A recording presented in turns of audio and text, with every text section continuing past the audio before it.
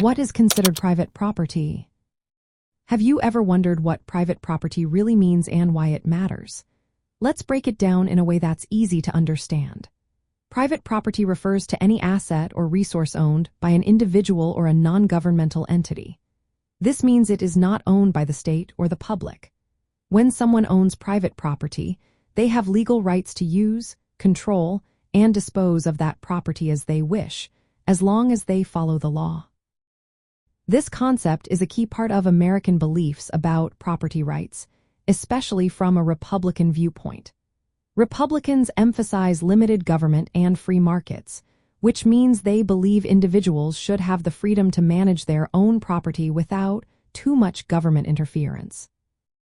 So, what exactly falls under private property? It includes tangible items like land, homes, personal belongings, and businesses. It also covers intangible assets such as intellectual property and financial holdings. When you own property, you have a bundle of rights. You can use it, earn income from it, sell or transfer it, and keep others from using it without your permission.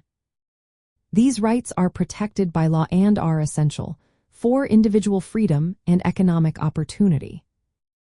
The idea of private property has roots in the philosophy of John Locke. He argued that when a person mixes their labor with natural resources, they create ownership over what they produce. This belief supports the idea that private property is a natural right linked to personal effort and investment.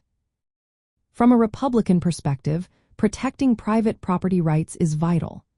It ensures that individuals have control over their earnings and assets without excessive government interference or taxation. This protection encourages people to invest, innovate, and grow economically, which benefits everyone in society.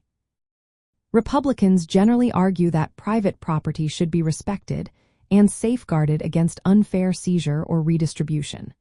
They believe the government should enforce property rights rather than undermine them with heavy regulations or confiscation. This belief aligns with a broader conservative focus on personal responsibility, freedom, and the rule of law. In practical terms, private property rights mean individuals can do several things. They can use their property as they wish, as long as they do not harm others. They can exclude others from entering their property without permission. They can transfer ownership through sale, gift, or inheritance. They can also benefit financially from their property, such as renting out land or making profits from a business.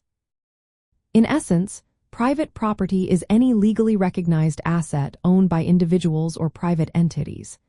It grants them exclusive control and use rights. For Republicans, these rights are a foundation of freedom and economic success, requiring strong legal protection and minimal government interference.